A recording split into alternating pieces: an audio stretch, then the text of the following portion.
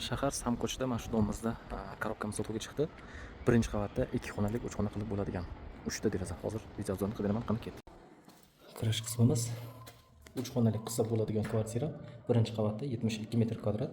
Bitta katta xonasi, ikkinchi xona. Bu yerda oshxona uchun mo'ljallangan. Sayaklari, gaz turbalari hammasi mavjud. Va mana bu yerda chap qo'limizda katta sanuzol bo'lyapti oshxona davomida. Va bu yerda garderob uchun joy qilingan, lekin bu yerni ochib как hol qilsa bo'ladi. Planirovka qilsa bo'ladi.